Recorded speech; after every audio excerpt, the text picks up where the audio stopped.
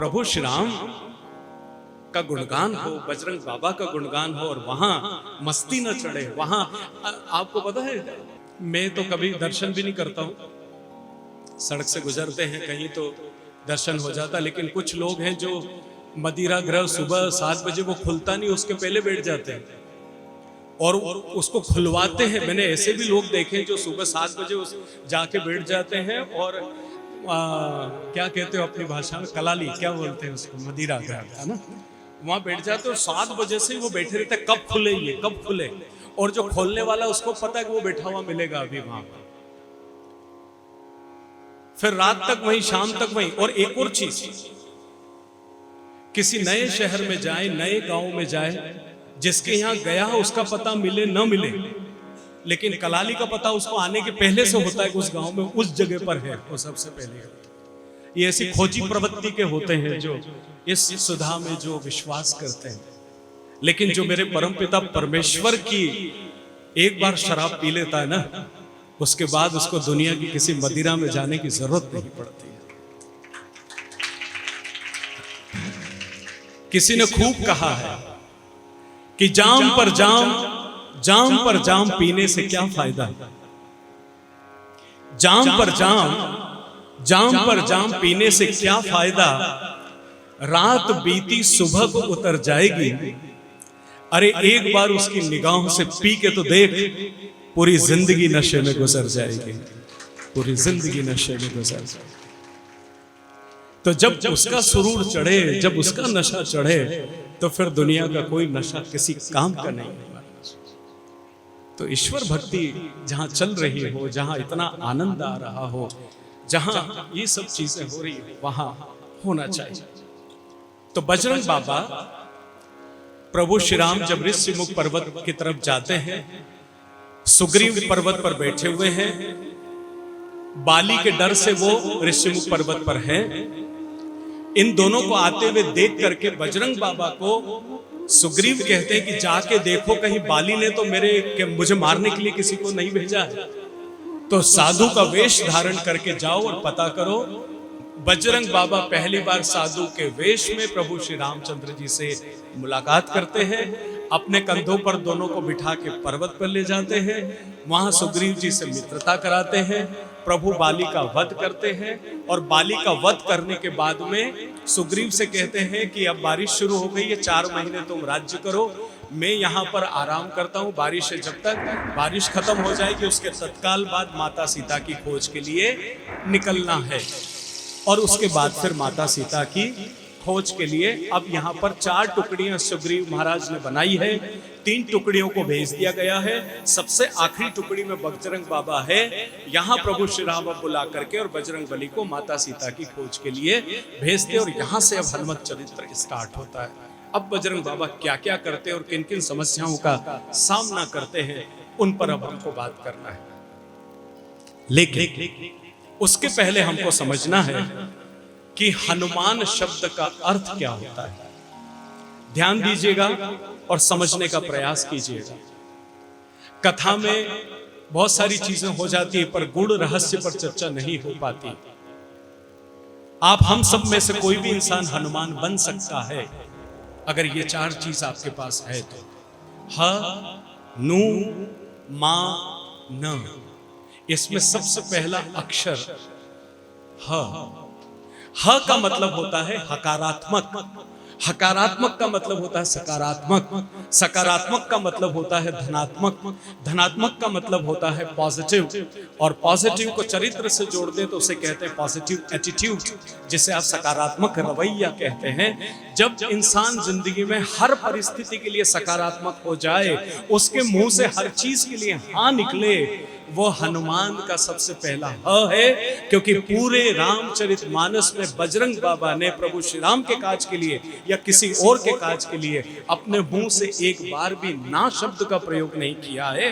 हर जगह हाँ हाँ हाँ और हाँ। तो हनुमान का पहला अक्षर ह है। जीवन में हमेशा हाँ, ये कर लेना, ठीक कर देंगे, ये हाँ ना, ये करना है, बिल्कुल करेंगे सर, ये होगा बिल्कुल, ये होगा सर, बिल्कुल करेंगे। ऐसा होता ना अर्जुन भैया, जैसे आप स्टाफ की मीटिंग लेते हैं आपने कहा ये करना है, और सामने से सबकी आवाज आई यस सर बिल्कुल करेंगे। आप देखो क्या स्वर्ग का निर्माण होगा। क्यों सर? तो क्या सर? तो अभी इसकी कहाँ जरूरत थी सर? तो अभी मैं तो बाहर हूं, ये हूं। तो आप समझ जाना कि मामला गड़बड़ है।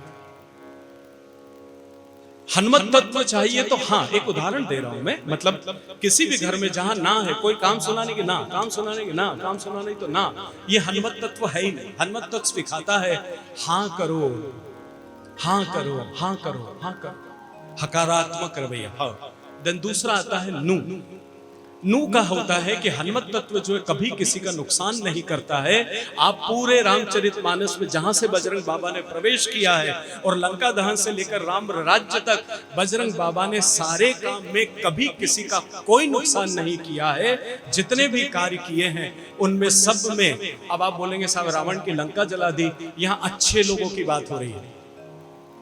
जो बुरे लोग हैं उनमें आप बुरा नहीं करोगे, पर उनका प्रकृति प्रदत्त बुरा होगा ही होगा, जिनकी प्रवृत्ति ऐसी है, दूसरों को धोखा देना, दूसरों से बदमाशी करना, पल पल पे छल कपट करना, ऐसे लोगों को आपको देखने की जरूरत नहीं है। वो है, वो निपटाएगा, अपने हिसाब से निपटाएगा ही। इस दुनिया से जाने से पहले उसको सजा मिलेगी ही मिलेगी। इसीलिए कहावत बनी, उसकी लाठी में आवाज नहीं है। जब सजा देता है भगवान तो उसके बाद फिर आपको समझ में आ जाता है जिंदगी का पूरा हिसाब किताब। तो ना मतलब ईश्वर से कामना करो कि हे परमपिता परमेश्वर मेरे से किसी का नुकसान ना हो जीवन में। बस ये हनुमान का दूसरा शब्द है नू, हनु। और फिर मान, मान रहित होकर के जीवन जियो। मेरे को चाय का नहीं पूछा तो मेरे को हार फूल नहीं पिनाया तो मेरा नाम स्टेज पे नहीं लिया तो मेरे को ऐसा नहीं किया, तो आप समझ जाना कि मामला गड़बड़ है। इसके इस नहीं है। अगर आप इस लायक हो, अच्छा इसको दूसरे ढंग से समझिए, इसको ऐसा समझने का प्रयास कीजिए कि किसी ने आपको चाय का नहीं पूछा, भगवान ध्यान दीजिए, इसमें जिसने नहीं पूछा उसकी गलती, उसको दोष दूं या आपको दोष दूं? मैं इसको ऐसे समझता हूं कि किसी ने आपको चाय का नहीं पूछा, इसका मतलब आप इस लायक भी नहीं हुए अभी कि कोई आपको चाय का पूछे। तो मैं जिसने नहीं पूछा उसको दोष दूं या आपने अभी तक अपनी हस्ती बुलंद नहीं की, ये मैं आपको कहूं? आपको हार फूल नहीं पहनाई तो इसका मतलब है कि आप अभी इस लायक नहीं हुए हैं कि लोग आपको तवज्जो दे, लोग आपके ऊपर अटेंशन दे। लोग ने आपको स्टेज पे नहीं बुलाया, इसका मतलब है कि अभी आपको अपने जीवन में हस्ती को बुलंद करना है।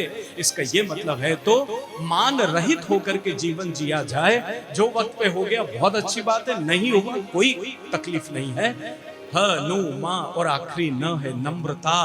जिस इंसान के जीवन में ये आ जाए, हौसा। देखिए दो प्रवृत्ति इंसान की होती है, एक होती ये और एक होती ये। तो जो ये होती ना महाराज, ये कहां फर्र से बिखर जाते पता ही नहीं पड़ता, साफ खत्म। लेकिन जो ऐसा होता है ये जीवन भर चलता है। एक घिसा पिटा उदाहरण आपको दे दूं, आपको सबको पता है ये उदाहरण। दांत कठोर है, पहले चले जाते हैं महाराज। जीवान विनम्र है, जब तक जिंदगी तब तक जीवान सांस में रहती है। बस ये फर्क है। तो जिस दिन विनम्र हो जाते हैं जीवन में, उस दिन जीवन चरितार्थ हो जाता है। इसलिए विनम्रता के साथ जीवन को आगे बढ़ाएं, कृतार्थता के साथ जीवन। जो पेड़ बहुत ज्यादा कड़क हो जाते हैं, वो कटते हैं, टूट जाते हैं, उखड़ जाते हैं, लेकिन ध्रुव गणेश जी को चढ़ाते हैं। वो ध्रुव कितनी आंधी तूफान आ जाए, बारिश बाढ़ आ जाए, ऐसी हो जाएगी, लेकिन बाद में फिर ऐसी हो जाती है। उसका जीवन वैसा का वैसा रहता है, क्योंकि वो विनम्र है, कोमल है, झुकने की प्रवृत्ति है। जो झुके वो वजन वाला, सीधी सी बात है साहब। जीवन में अगर वजन चाहते हो तो झुकना सीख जाओ, बाकी सब हो जाता है। तो बजरंग बाबा जो है सबसे आखिरी में प्रभु श्री राम के सामने हाथ जोड़ के खड़े हुए कि कब प्रभु मुझे बुलाए और कब मुझे आशीर्वाद दे कि जाओ माता सीता की खोज कर करके।